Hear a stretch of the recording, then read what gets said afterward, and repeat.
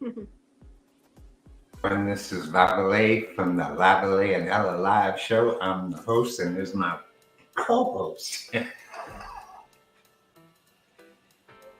Why can't I hear her? Oh, one of us is not being okay. What about now? Can you hear me? You can't hear me? What's wrong there, Zeke? Ella's thing is muted. Is that it? Hello, everyone. I'm still here, right? Ella? Who's Ella is muted, right? That's what I thought. Okay, so hello, everybody. Maybe now she's unmuted. So you there now? I'm here. I'm here. We had some little gremlins in the works there, muted me for a second there, but good to be here. Good to be here. It's a good Friday. Good to be here with you, Lavalais. Always nice to see you. Always great to see you. Yeah, and good to see our guests coming in, checking in. Hey, William. All right, William's in the house. All right. It's nice to see him back. We've had him, he was in last week with us, hanging out this week again with us again. Great. Yes, right. Anybody that is out there watching, please share our show, share our Facebook page. If you're watching from YouTube, don't forget to subscribe and hit that notification bell so that you know when we're coming on. Sometimes I know we have so many wonderful followers on our Facebook page and YouTube, but if you don't click those notification bells, you don't know when we come on every Friday. You might forget or you might miss us. So make sure you do all those things so that you're fully aware of the Friday night show and everything else that we do. All right. Hey, so look, I just saw you, and when I first saw you earlier, I was thinking about you, and I was like, you looked like you had just walked off the set of some like sitcom. It was like, for me? Yeah. With your, your Christmas colors on. Okay. Yeah, I'm getting ready for the holidays. Yeah, maybe This is like the morning show attire. Some morning show showing some holiday gifts. Maybe that's how I look today. I actually just came in from Friday night show, and we have First Fridays here in Philadelphia where all the art galleries are open and showing new work. So I was running around checking out all of those places before I came on the show tonight. So maybe that was my look for the evening. All right, doing a little gallery looking. Mm-hmm. Yeah, it's important. There's so many new and young artists out there, like showcasing their work, and sometimes they need some pumping up. They need someone to really boost them and let them know that they're doing good work, encouragement. So I try to do that if I see young artists doing their thing, especially the good ones. Like, keep it up,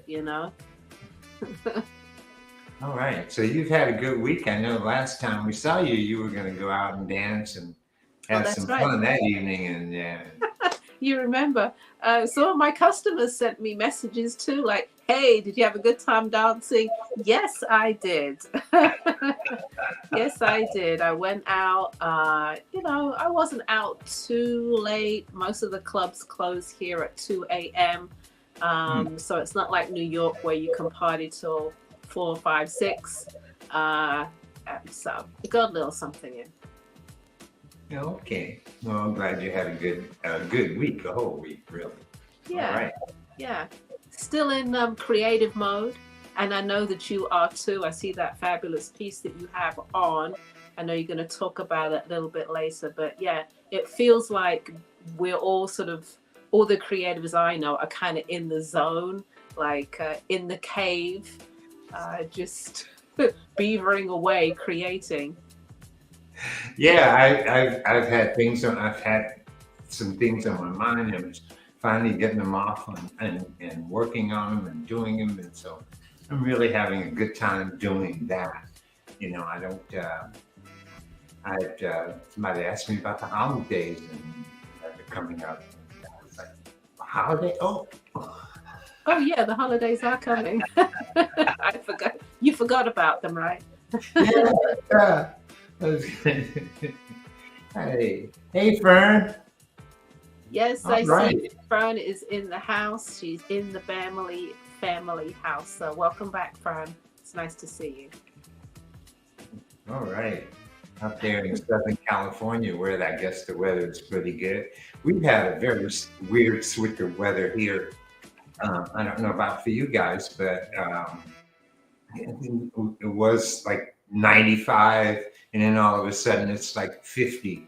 You know, with the nights being like down into the 30s, and today it was 70. You know, and tomorrow it'll be 80. You know, so it's like up and down. We don't know which way to go. Don't know And what's no going rain. to. You know. I guess it's that kind of time of the year, isn't it? Sort of, it's in between summer and in between winter, and forget fall because we're not really having it. Just like we're going to be jumping up and down, highs and lows.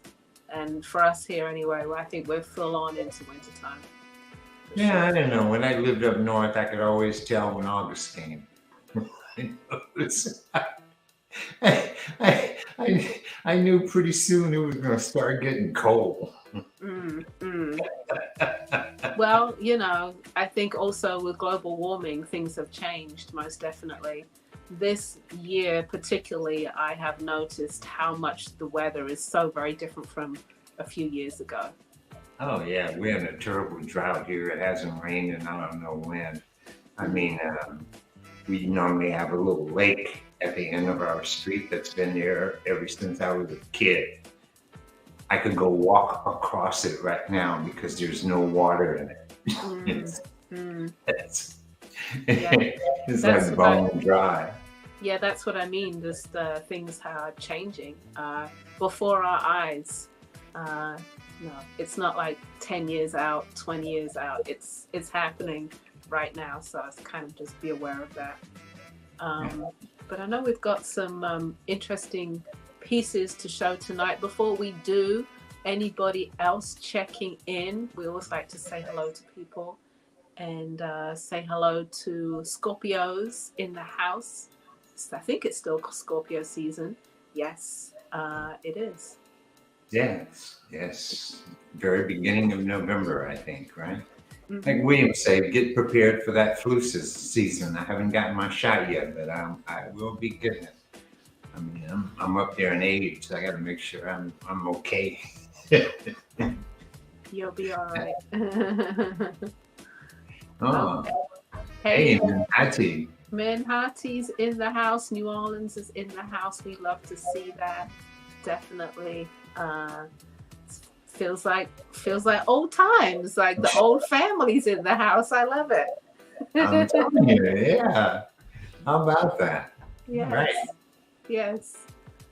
So William says definitely Scorpio season. William, are you a Scorpio? Is your birthday coming up?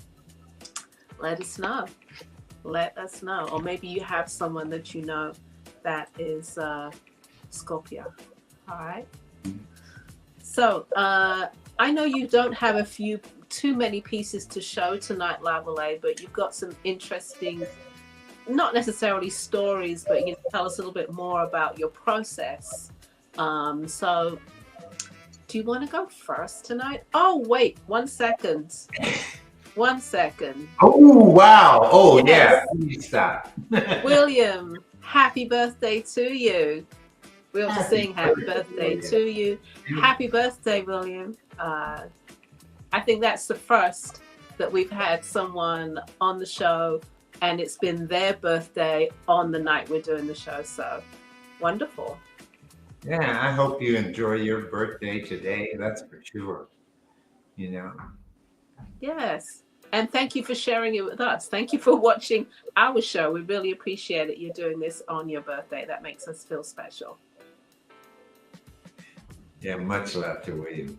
That's for sure. He's been a great supporter. You know. Definitely. We also have someone else checking in the house, Linda.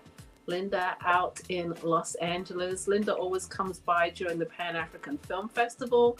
So don't forget, guys, we are coming, 2024 is coming right around the corner. We're into a new show season. And for me personally, that is on my schedule. I will be in Los Angeles in February.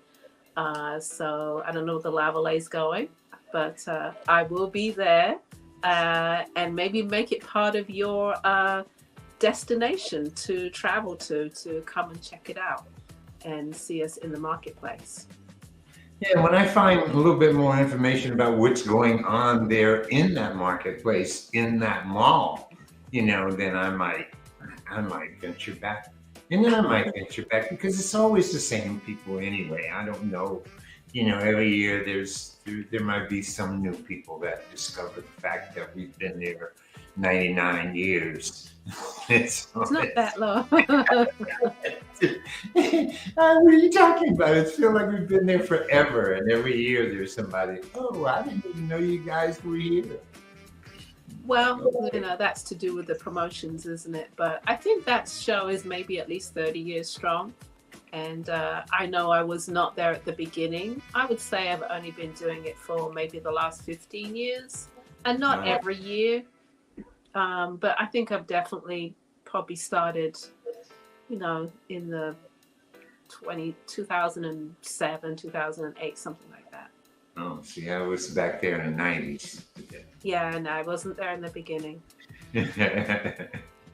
So we have someone else checking in, Rashonda. I hope I said your name correctly. Welcome to the show, to the Lavalais and Ella Live.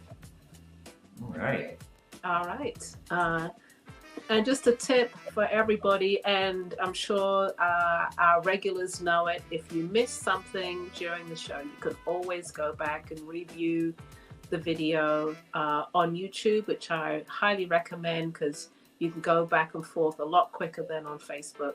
But it's also on Facebook as well, on our page, which is the Black Artist Marketplace page. All right. Okay, so before we wished William a very happy birthday, I was saying, would you like to go first tonight? Because I know you've got some things to talk about with your work. Yeah, I'll do that. We didn't discuss that earlier, so I guess I don't mind. I'm ready, prepared for that. Or I can show my 5 pieces and then you can show yours. And then I'll show another 5. Oh, okay. Then let's do that. Let's do that. Let's do that. We'll follow the core the way we normally do. I usually like for you to go first. Oh, okay. It gives you a little bit of a break. I get it. All right, guys. I'm going to show some hats. And I know I always talk about color, but I'm showing some black hats tonight. Black is just a staple in everybody's wardrobe, isn't it? And it's just something that we love to go back to. It's a safe color. It's an elegant color. It's a classic color. So, and it is a color. Reds, oranges, yellows. I love all of those, purples. But let's show some black and red and a few other colors. Slide number 1, please, is the he. And black is the new color. I did have it in navy, and I think the red is almost sold out. I think I did 8 of these individual pieces. So there were 8 red, 8 black, 8 navy, and I think the red is almost sold out. There might be 1 left. But let me show you the black. These are great winter pieces, cool pieces. My take on a beret, but really special. These pieces are fully lined, nice satin lining in them because they are wool. So you have that lining in there. Feels good. These colors are black, camel, and rust. And so everybody likes to wear this hat their own way. I like the design at the front. Some people like to put this design at the side. Some people put it at the back. You make it yours. Do whatever you like. So this is the hee in black, camel, and rust. It's sized at 23.5 inches. Classic beret size. This is the black, and this is the red. Like I said, I think the red is almost sold out. I might have one left, and I will redo it again probably in a couple of weeks. But if you're anxious to get it now, there we go, tip it to that side. If you're anxious to get it now, I think there's one left in the red. All right, so tip it to that side. You know, play around with it. Like I said, it's a classic beret size, so it's 23.5 inches, and it is fully lined. We have it in red, black, and navy, which I showcased last week. If you want to take a look at the navy, which is in navy, burgundy, and Kelly green, it's on the website. Go take a look, lipshats.com. Okay, that's the hee, and it's priced at $74. Great for the winter time, and it's not too much of a hat. Also, like I said last week, there's a little bit of room to cover the tops of your ears if you're in colder cities like Chicago and Detroit. I know I have a great customer base out there, and you just feel like you need to cover those ears. It will cover the tops. It won't come down all the way. There's just not enough fabric in this hat, but it does give you a little splash of color. With a great black coat would be great. Like I said, I think there's only one red left on the website, and don't worry, I will be making some more, but it will be a couple of weeks. It might be really close to Thanksgiving. All right, slide number 1. Slide number 2, please, is the peekaboo. Peekaboo. I'm kind of excited about this hat. It's brand new. It's a design that I had fun doing. I played with it. I wanted to do something with a zipper on, and I haven't done zippers for a long time. I don't know whether you can see this hat back here. This is a fedora with zippers on it, and this picture is about it's about 20 years old, and I played with zippers back then, and here we are doing zippers 20 years later. So this is the peekaboo, and you've got your zipper here, and here we go. You can play with it. Little bit of fun in there. It's denim in there. You could zip it all the way out if you want to create a whole new hat, or just keep it really subtle, or you can zip it all the way up, have a little bit of something in there, you can zip it all the way. Nice heavy duty gold zip. I think it's quite classic, just as a black beret with a gold zip, and then you've got a little extra something special. Denim insert. Again, you could do as much or as little as you want. There we go. All right, that is the peekaboo, and the peekaboo will only come in black and with the denim in there. It's striped denim. Don't know whether you can see. All right, peekaboo. I keep going on this side because it's opposite to me on the camera, but there we go. Peekaboo is priced at $85. Again, fully lined, satin lining. All right, I hope you like this style. I'm quite fond of it at the moment because it's brand new. All right, slide number 3, please, is called Just Me. And I did this hat in olive and with black. As you can see, the accent is mud cloth. So you have the olive green with a gold and brown mud cloth, and you have the black with the classic black and white mud cloth.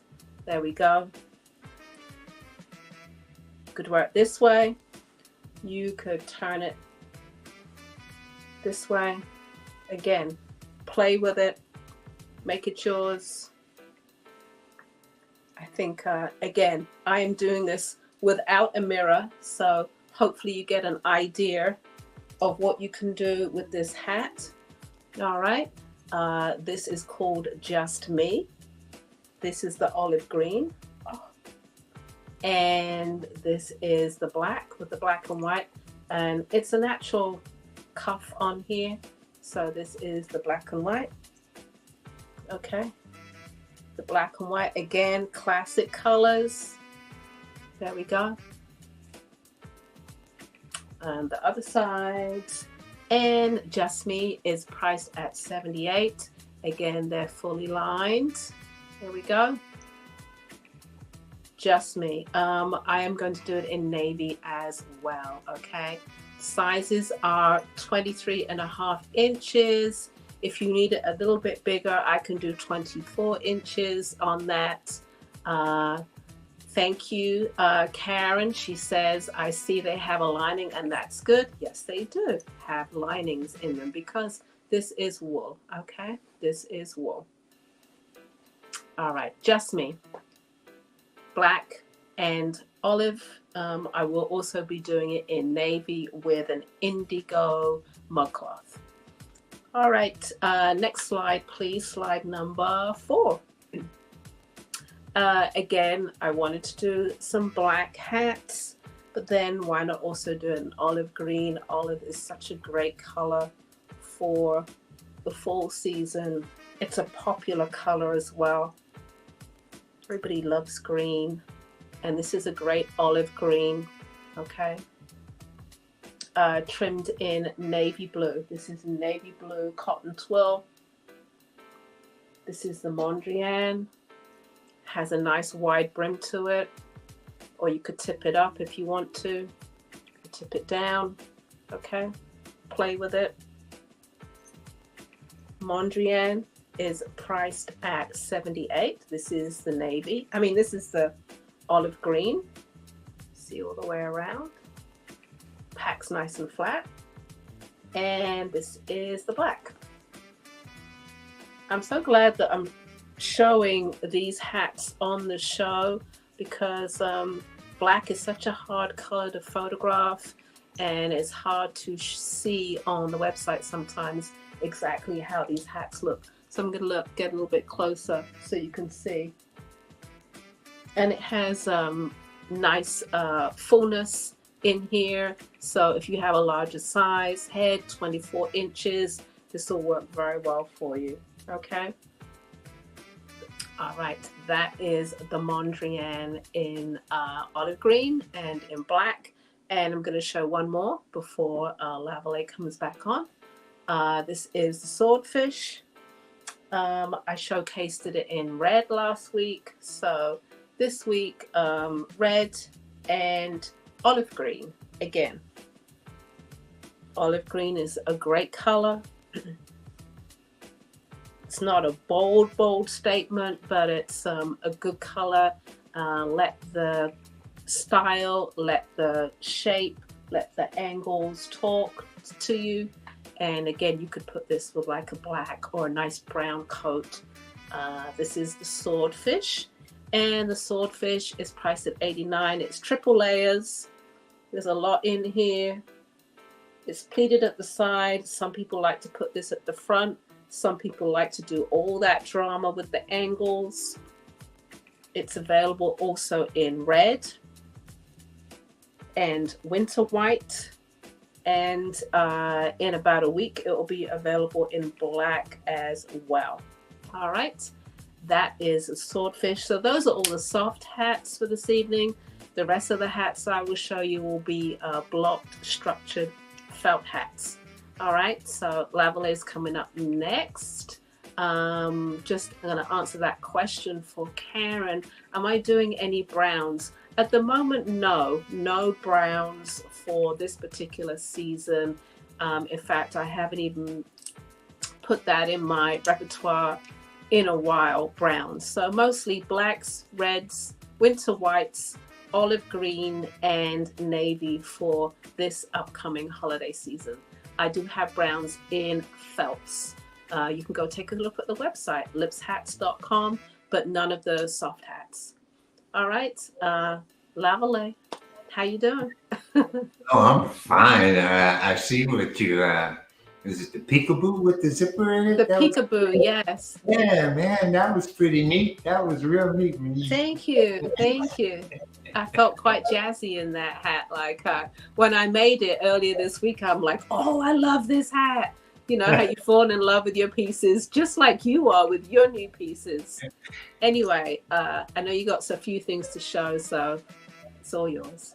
Oh, okay, but before you go, I guess you did answer William's question about the sizes, right?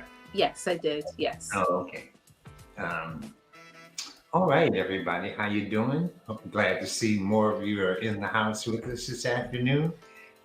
So I'm only showing three pieces this afternoon, and maybe one of them or two of them might be for sale.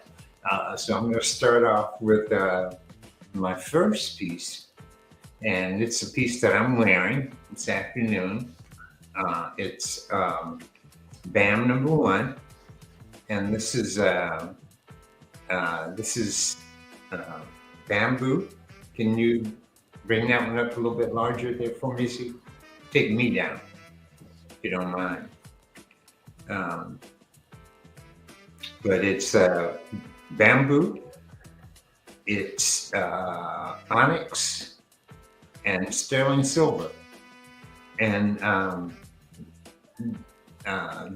the design that I created here was created in AI first, and then I had to implement what it was that AI created for me. And AI and I are doing pretty good together now. We're starting to work something things out, but it has an imagination and sees things that aren't real. So you have to kind of try to figure out what's really real. And one of the things about dealing with AI is its imagination. It's all imaginatory, so it really stretches its imagination. And it'll show me pieces when I ask it to show me a certain piece, or I put in a piece and reference that piece in order for it to give me something for me to be able to look at. It's usually a piece that looks great, but then in reality, it's very difficult because it doesn't really you can't really put that together. You know, you see it, but it's some things are floating in space, and in reality, nothing really floats in space. You know, but you can do that. I mean, the computer can do that. It can float things in space, but you as a person and as a maker, you're unable to do that. So I was able to figure out how to make this piece work for me, and by finding a way to be able to hide the bamboo within the squares that are there, and to make sure that they're secured in there. That's also a very, you know, part of the whole thing. It's just not, you know, it's not just glued together. So, you know, it has something that I made in order for it to fit perfectly within this particular space. So this is the third one of this particular series that I've sort of put together. On a previous show, I think I may have shown. I think, and yeah, I agree with you. You wait till you see the other one that I'm going to show you, and you'll have pretty much the same thing. But the other ones that I've created are also with bamboo and sterling silver, and I've been on a long quest to make these things work for me. I'm happy to deal with bamboo and make things out of bamboo, but to me, that's always been something that I couldn't charge you any money for. I've always felt obligated to not charge an arm and a leg for something that I make out of bamboo, since the material is so readily available to me. And I've never been able to come up with, you know, a higher end of my particular product on my end dealing with the bamboo. So I've always been on a quest to try and get that particular thing happening with me. I've always been trying to make the stones work. So I've gone out to Tucson, Arizona, and I've I've picked my own stones, and then I've learned how to cut the stones and shape the stones, and and silversmithing. I've gone to different classes, different schools. I've even traveled, over 120 miles per. And let me see, I do that 3 times a week in order to go and take a class over in Texas to learn how to do what I wanted to do with the metalsmith. So it's like I've always been on this adventure to try to make these things work for me, and so now I'm sort of getting to that point to where I'm getting them to work for me. And this is one of the pieces. And if you haven't seen the other two that I've created, then you can, they're back on one of the other shows, and I'll probably be adding something onto this. And I'm not selling these right now because I don't know how. First of all, I don't have any price for it, so I don't know what to say, because it's taken me a long time to make this and to get this piece together. But I think it's, like I said, so if you have any comments, please let me know. Let me know how you feel about it or what you think about it. All right, so that's BAM number 1. Okay, and I will have them for sale eventually for sure, no problem, or something very similar to that. All right, but as you can see, that's BAM number 1, and again, it's sterling silver and onyx and bamboo.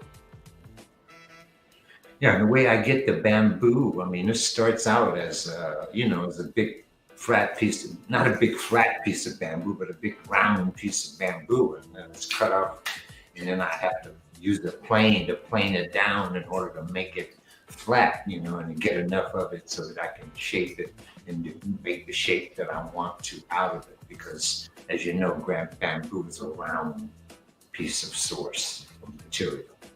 All right, so BAM number 2. So here is my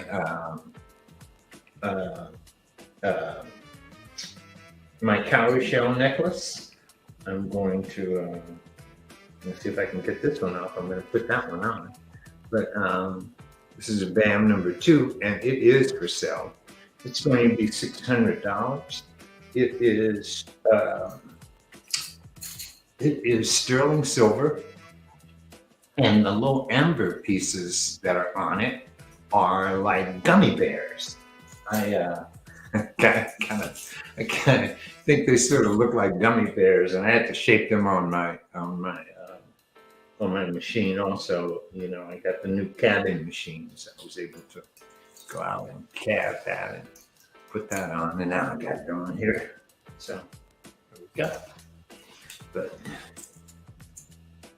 and like the lady said, I mean, earlier when I saw this piece, it reminded me of my priest when I was a young boy and would go to church and go to Catholic school and all that good stuff, and they would have, the priest would be wearing this big omelet thing that would be bigger than life, and so I remember that. It's sort of like that piece with all those medieval look to it. So, but this is the cowrie shells. They're all natural cowrie shells. They're all natural cowrie shells, and the amber is a red amber, but it's a very pretty little amber. Like I said, it looks like gummy bears. Like you would want to eat it because it just looks so good. All right, but this is $600 for this one, BAM number 2. And you can see I did it. All right, and this was my cultural piece for this week. I decided to work on something a little bit more cultural, and this is the piece that I came up with. All right, BAM number 2, the cowrie shell necklace. All right, so let's go to BAM number 3.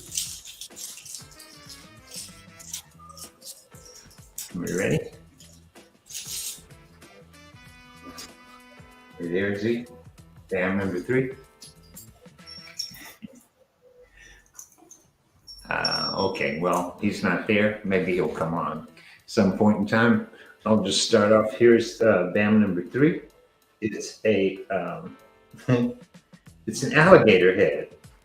it's what it is. I had, I live here in Louisiana, and I do all these Louisiana shows, and so you always want something that's sort of, I'm gonna have to figure out, I got the wrong hand to put it on. So you always have to do something that's kind of sort of representative of Louisiana and Louisiana culture. So I was working on the alligator for all the Bayou people that are, let me get a little closer. Yeah, okay. There we go. For all the people down here in Louisiana that like alligators, and and you have to have not egrets, but pelicans or crawfish. You need those kinds of symbols, and they're very aware of them. So I had an idea for the alligator head, and me and I talked to AI, and I got AI to produce an image that I kind of liked. I wanted a fierce-looking alligator with a dog collar, So I was able to get that image, and once I had that image, my next thoughts were to figure out a way in which to make a 3D of that particular image. So I did a whole bunch of researching and trying to figure out how to do that particular thing. And the only thing I could come up with was Blender. That was a free source that you can use to model things in. And so I did a little course in Blender and figured all that out and got an STL file for the alligator. And I was finally able to get the STL file all together for the alligator this week. So so I said, okay, I'm going to go ahead on. Once I had the STL file, I was able to resin print. I have a new resin printer that I'm really high on, because the resolution of the things, it's like the alligator, and you could, if you were to look at it, you would see like the little snouts and the eyes and all the humps and stuff that's in the alligator's skin and all of that stuff. It's within this piece, it's here. It was able to give me all that kind of detail, and that's something I've been looking for. That was also another journey that I took a long time ago, which was thinking that, okay, 3D printing, I could make things out of 3D prints, and then I could cast them. Well, that's been a long, long journey since 3D printing started some time ago, and I was just like, it was all little lines, and then you would have to get rid of the lines in order to be able to cast something. And then finally they made resin 3D printing available to just about anybody and everybody, because the price is really reasonable. And so all you need to do is figure it out, and then you get your resin 3D printer, and you make whatever you might want to make, and so then you cast it as a jeweler, and then I can cast. And so this alligator head was something I wanted to do. And so believe it or not, yesterday was a full day for me. I had a 5:30 early morning to go and get wood for my old-timey stove. So I had to go and get wood and unload wood. And then I wanted to do this, so I had to prepare this to cast this. And overnight, I did all the casting. And so I was anxious this morning. I wouldn't be through today, but I was able to finish it off. So I'm really pretty happy about the way that the alligator turned out. The one I have on is really big, and I also did make a smaller version of that particular one, just to see, what it's going to be like, because I'm going to be using this at my shows for New Orleans Jazz and Heritage Festival, the Katie Ann's Festival, and shows that are, even if I'm in Florida and places like that, would be a very good place for this to sell. All right, so those are my three pieces. and I hope you enjoyed them. I enjoyed making them, and I am in that mood. So I'm going to be, hopefully next week, I'll have something else in here. Okay. Right? You didn't give a price on that alligator. Is the alligator for sale? Oh yeah, the alligators for sale. The one that's the heavy. Ooh, man, this heavy one here though is about $700. It's solid. They're both It's of them solid silver, right? solid silver. Yeah, both of them are solid silver. I mean, they're not overly weighted, but it's kind of heavy. So both of them, and maybe this one's probably 300 for the Okay. small one. Yeah, it's nice to hear your creative process. I think you and AI becoming fast friends. It sounds like just an intense, though, like very involved process going from one program or system to another in order to get the result that you want. So I'm looking forward to seeing, especially that first piece, which I think Joan said was very priestly. I'm looking forward to seeing how that evolves, like a collection, from that beginning start. But yeah, it's good to see you at the beginning of the creative process. Oh, thank you. I mean, I'm enjoying it. I feel like I'm fulfilling something that I started on a long time ago, which was to make those things work for me. Right. I've the bamboo, the metal, and gemstones. I'm interested in all of them, and I've never been able to like really make them all work together. And so now I really feel like I got that going. So. Right. It's also inspiring as, a fellow artist to see that someone who's been around for a while is still reaching for newness, still reaching for new technology, new ideas, and not stuck in the old, which I admire. I really like that. So that's Yeah, organic yeah. within art. I like the new technology. I'm all for that. I was intrigued the moment that I figured that I could that I could use AI for imagery and stuff like that. I was like, what? I'm like, oh no, you got to be kidding me. So I've like, I've been intrigued all along because I Potential. always see that you can always use things for your own benefit. It's really not just for the benefit of that particular thing, but you take that thing and you use it for something that you want to use it for. So. For sure. The potential is just out there. So yeah, I get it. I see you. I see you. Okay. Okay. I'm going to show the rest of my hats for this evening. If you miss anything that I showed earlier, please go back and you can actually look at it in real time. Go look at YouTube. I showcased the soft hats, the packable hats for the winter, some great sellers, great black hats. Go back and take a look. Right now, I'm going to show just a few pieces. This is a very small selection for this particular show. Just some felt hats, funky fedoras. Okay, so we'll go with slide number 1 or whichever we're up to, maybe 6. Yeah, maybe slide number 6. Yes, there we go. Antonia. I believe Antonia just got sold out in the black. Again, don't worry. I will be making more closer to, give me a couple of weeks. I will be making more of these.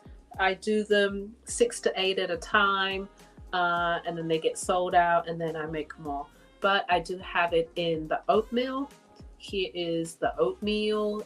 Again, these hats are fully lined, and you have that nice little slice of leather on the side. If you could just show me wearing it, that would be great. This is the oatmeal Antonia. The black is currently sold out, but it will be back. Great bucket style hat. I think this could actually be a unisex piece if I really thought about it. Size, I have 2 sizes, 24-inch and 23.5-inch. So you can see the ivory leather on the side there, or you could dip it this side, whatever is your preferred side. This is wool, this is a boiled wool, and these are fully lined as well. It's priced, let me pull it over here so you can see the leather, and it's priced at $179. That is Antonia. Next slide, please. Slide number 7. Like I said, we're just going to get into a little bit of color and some little funky fedoras. See the colors coming slowly. This is a chocolate brown medium-sized brim fedora. It's sized at 23.5 inches, and it's accented with embossed leather and red and yellow felt. Okay, this is I can't even say it, and I named it Patrizia. Maybe I'll change the name. That's a hard name to say. Patrizia. Okay. You can see the cracked embossed leather. I don't know whether you can see, but because of the lights, kind of hard to see, but it is cracked embossed leather on there. Great funky fedora, has a nice sweep to it, classic shape, and you have the white, red, and this is actually leather on the side here. This is like a goldish, there we go, you can see that leather right there. Patrizia is priced at $195. Okay, 23.5 inches, has a nice deep crown, and there are others on the website, other fedora colors, other fedora shapes. When I say shapes, I'm talking about the width of the brim, the cut of the brim, the crown is pretty much the same with the fedora. That's why it's called fedora. All right, Patrizia is priced at $195. Slide number 8, please. I think we're going more into color. Is called May. May is a great felt stiff brim fedora with orange accent. Really funky shapes, nice design. It's priced at $185. This is called May. If you like your brim to be very stiff and to just stay put, this is the hat for you. It's priced again at $185. Size wise is 23.5 inches. There we go. I'm going to dip down so you can see. Go to the side so you can see how that looks, and upwards. Just a nice take on a very current trend in hats, which is that stiff wide brim. I don't do too many of these because I like to be a little bit different in how I design and what I do, but there are a few on the website if you want to go in that direction. Okay, this one again is called May, and it's priced at $185. All right, it's kind of a fun piece. There we go, so you can see. Takes you into that orange family. All right, slide number 9. We've got 2 more hats to show. I think we're going to go navy blue next. Kiara. Kiara is a beautiful brushed felt. By the way, the hat before was a wool felt. This is a brushed felt. That means it feels good, looks good. It's one of those hats you want to take a brush to and just spray it with a little bit of water and brush down that felt, and it feels good, looks good. And you have it accented with gray felt on this side and gold, yellow, knotted leather on this side. Okay, I have it dipped down, but you could also dip it up if you want to have that look. And it's a cutaway brim. Cutaway brim. All right, we have a question here from Darlene. How do I measure my head? Okay, I don't have, hold on one second. This is very rare that I step away, but here we go. Okay, so here are we back. All right, Kiara, measuring your head. Here we go. I can show you with this piece of string. Imagine this is your tape measure. Take it around the back of your head, and you're going to get your measurement right here. Okay, this is going to be your measurement right here. That's how you measure your head. All right, if you have all this hair, if you wear your hair up, measure your head with your hair up. However you wear your hair, measure it that way, okay? And even if you use a piece of string, sometimes it's easy with a piece of string. And then you've got your point here, and then that's it. If you have like a wooden ruler or something like that, then you can put it down and measure it. All right, but that's how you measure your hat head size. Quite simple. All right, there we go. And your head size would be measured in inches. It will be anywhere from a 21 inch and up. I don't think I've had anyone that's had a head size any smaller than 21 inches. And it could go up to 25, 26, 27 if you have a lot of hair, if you've got locks, if you've got braids, it could go up to that size. But be aware, if you change your hairstyle, buy the hat size it's going to fit you the best. Don't buy a hat that's size 25 inches with when you've got braids in, and then you take your braids out, because then your head size is going to be a lot smaller. It's going to be at least 2 inches smaller. All right. William says, or a big head. Yes. I'm sorry. My sizes, I can definitely go down to a 21 inch. And some of the hats can go up to 24, 25 inch, depending on the material.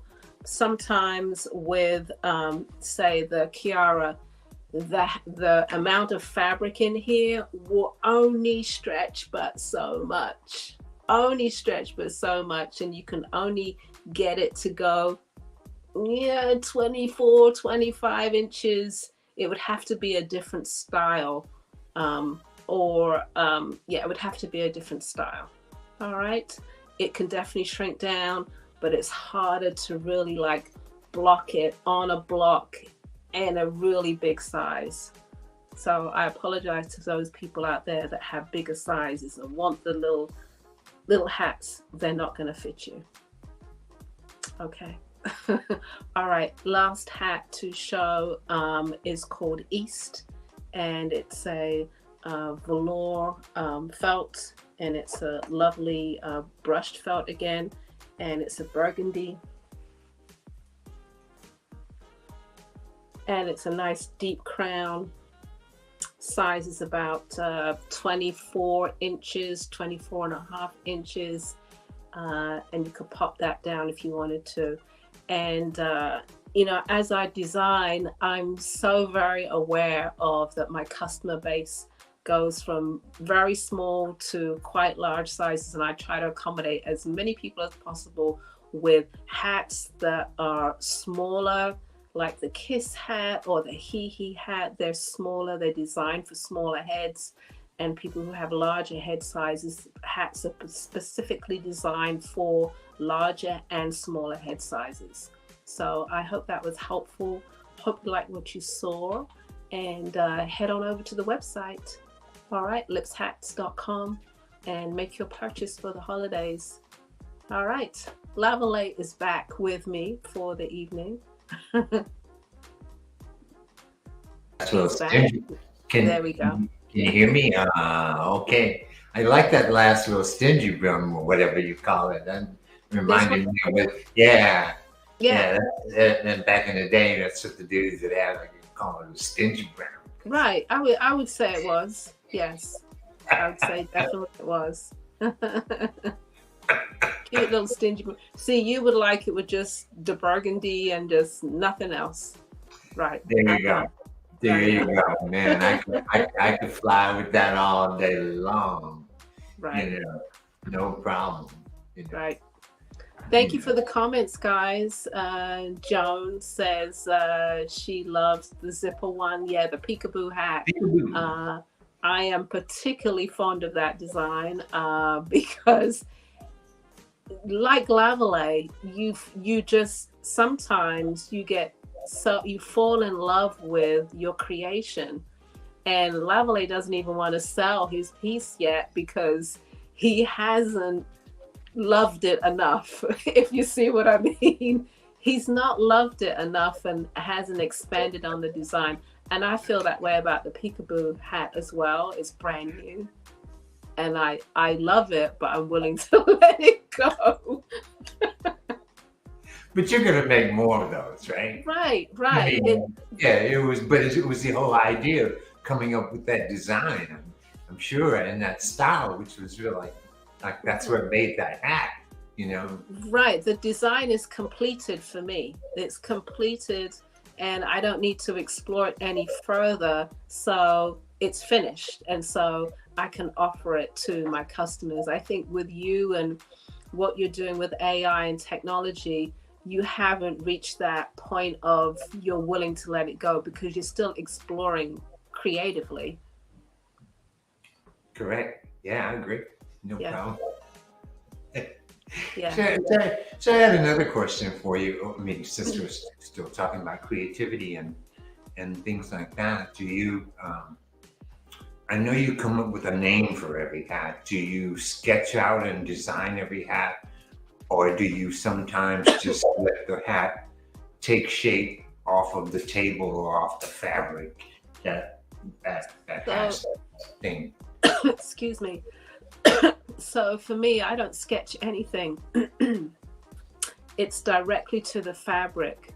Now, having been in business for such a long time, you have certain designs that are still evolving.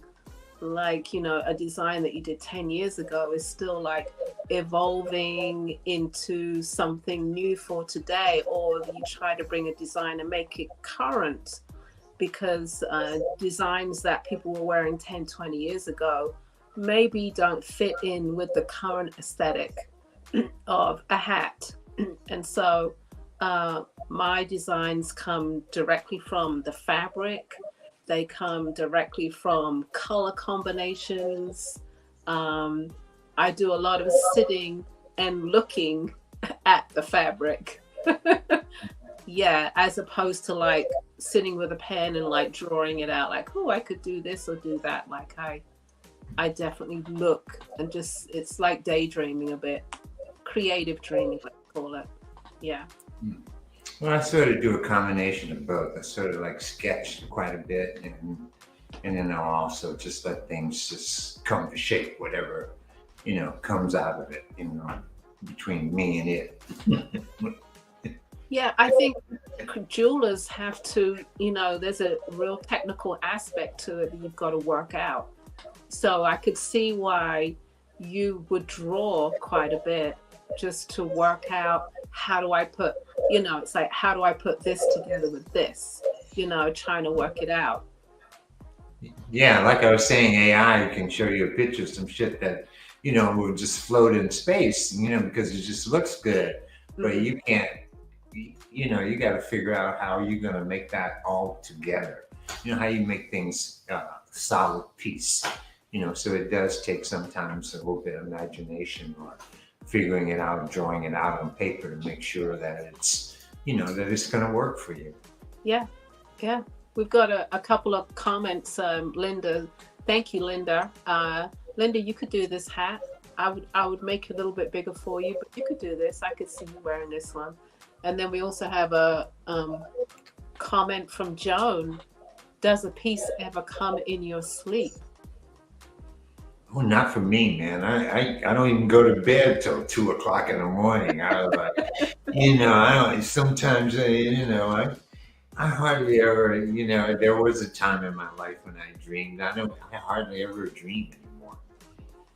I could. So my answer to that question is no.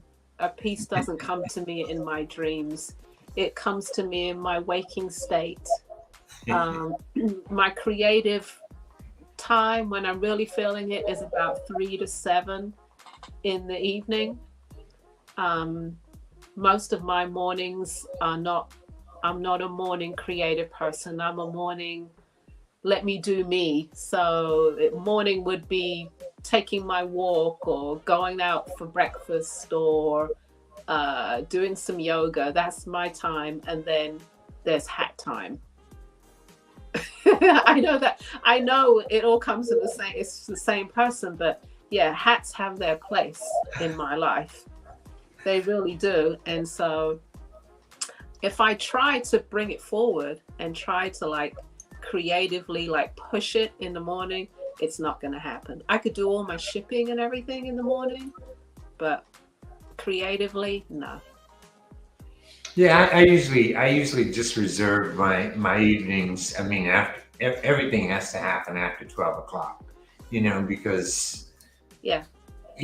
I have to reserve some time for me to take care of whatever it is that I've got to do for myself. And so usually I do things during the day that resolve around, the house or, my own personal things or stuff like that. And then my head is always functioning on that particular stuff. And once I get all that out of the way and everything's cool, then I can really start to think about what it is that I'm trying to create or because sometimes you can just see something and get an idea of something that you might want to do creatively just based on that particular subject matter or whatever. You know what I mean? I'm always pushing myself to try and find how you relate different subject matters, like how can I relate this to what it is that I'm doing, or a piece that I'm trying to design or whatever. So Right. I see. I get that. I'm just gonna acknowledge Mel's comment. Sometimes during meditation, she sees a design. No, for me, like this, and then we also have a comment here. Ellie, I hope I said your name correctly. I totally understand that concept of creativity later in the day. I'm in that time frame too. Yeah. The only time that when I get new materials in, then I get excited. Then it's almost like it's on my mind. Just I've got to get to it. So if and especially when I'm switching seasons from winter to spring, and I know that I'm shutting down all the not blocking felts anymore. I'm done, and then I'm doing all the dyeing of the straws. Then I get excited, like I want to wake up and just get right into it in the morning. yeah, well, me, I don't know. Sometimes I do different things because, like, with that last piece that I was working on, which is the piece with the bamboo and the sterling and all that stuff, like in the morning, I mean, because I was trying to figure all that stuff out. And then a lot of these things, it's like have a cup of coffee in the morning. And while I'm having that cup of coffee in the morning, I try and sketch this or sketch that or try and figure out that little problem that I may have with something because I'm really fresh at that particular point in time, and I really, sometimes that works for me really, really well because, I'm, I mean, like I say, I exhaust myself through the day. I can't believe like yesterday was just like an unbelievable day. I woke up at 5:30 to go to the out to the correctional facility so that I could buy wood so that I could use it in my stove. And so it's like, It's I a don't know long if I day. get up that early since I got to bed at 1:30. Right. Just yeah, those could be long days. I do have to say yes, I really have to have dedicated time for creativity. I cannot turn it on like a faucet and it just comes forth. And if I say I'm working towards a show and I try to do that, it doesn't come out right. And I talk to myself, have to tell myself, you're trying too hard. So you have to walk away. So it's like, just walk away from it and come back. And maybe it's the next day that you have this spurt of creativity and energy. Yeah, that's just the way that I am. All right. Yeah. So I don't know, but for some of you other artists, I mean, if you're always looking for some inspiration for creativity, I really suggest AI to you. You know, reach out there and you can just imagine whatever you might want to imagine, and AI imagery will give you that particular imagery for you to work with. You know, so you'll have something for you to start with. You know, when you maybe not have anything. You know, one of the other suggestions that I like and that I give to other, you know, that I would recommend to other people is to look at other artists' work. I mean, if you like other artists, I'm talking about artists like Picasso or, you know, or Wiley or somebody, or, you know, whatever, whomever you might consider to be an artist. You know, look at their work and then you can take something from them, something from that particular, something from them that, you know, that they share with you. That you know, I don't mean go and grab their work and copy their thing. You know what I mean? That's not what I'm talking about. You know, but there's always something within a person's work that you can find that's a little bit different than whatever it is that you might want to create, and you can feel and be inspired by that. That's all I'm saying. Yeah, I'm glad you clarified that because Yeah, I ain't asking nobody to go copy nobody's work. That's for damn sure. I actually do not look at other people's work. The most I've ever looked at people's work has been on the BAM show when we had guest artists. Now you say you went and saw, you went and looked at artists. Well, you went and looked at artists yesterday or today. That's what I mean. You're talking about looking at other artists' work. I'm glad you clarified it with like Picasso or artists. Like, I'm not looking at other hat people or other whatever, because I don't find that inspirational at all. No, it's very hard. I mean, and one of the things that, you know, usually you always have to shy away from that because you don't want to be influenced by another person's work who does the same thing that you Definitely. do. You know, you really don't want that. You know, you don't want to be influenced by somebody who does the same damn thing that you do. Mm-hmm. Why? You know, I mean, there's no reason for you to be doing that. You're just copying whatever it is that they do. So it's not, that to me don't mean nothing. You know, it's when you see something, you can appreciate something from them, maybe, you know, yeah, okay, then you can use that. That's okay, but you don't look at other people's work to go and copy their work so that you can make your own thing out of their thing. No, I think that, you know, the best inspiration out there is, number one, traveling. Number two, going to galleries, going to exhibitions, those kind of things where you get immersed in the work a little bit more so than like seeing it on Facebook or something. I think that's definitely inspiring for me. You know, everybody's different, but you know, like I said earlier, yeah, I just came from gallery shows, and it's wonderful to see new stuff, people painting on glass or sculpture or things like that. Colors, because I'm all about color. Color is like, oh, that's wonderful. Love it. Yeah, that's what I'm talking about. Being inspired by something that you see that inspires you to go and use that into your work. You know what I mean? That's what I mean by that. I'm not. And yeah, I agree with Joan that nature is pretty good too. But one of the things that, you know, I was a photographer for 25 years. I did photography, and so I studied it, and I became a pretty good photographer. I worked in LA and I worked in New York City as a freelance photographer. And one of the things that always was in my thing with doing photography was that you didn't need to have, you know, in order to make a great photograph, you didn't need to have the most beautiful location behind you to put somebody into in order to make it a great photograph. You know, you could find a way in the most common place to make the most beautiful piece of work or photograph that you want to make. It doesn't always have to be, you know, in the most luxurious scene, the house with the this and the that. You know what I mean? It's like, well, that's the craft of it, isn't it? Of being a great photographer. You obviously saw that, and I'm sure you achieved it many times. Yeah. yeah, oh yeah. I've you know, you have to learn to work with what you got. Yeah. So we have one. I'm gonna just, one last comment from Joan. She says, "This time of year is always inspiring. Awesome colors, breathtaking. Yes, especially if you live up in the Northeast.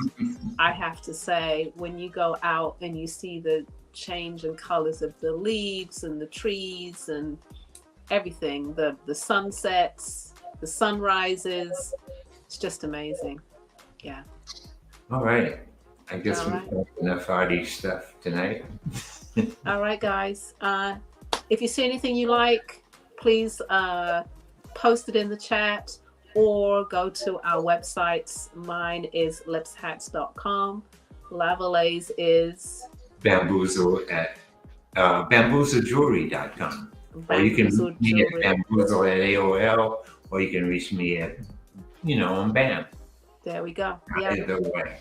Please share, please like, please follow. We're still kind of trying to increase our followers, and we love you guys a lot. Thank you so much for watching the show and experiencing this time with us. We appreciate it. All right. Thank you very much, and have a great weekend. Good night.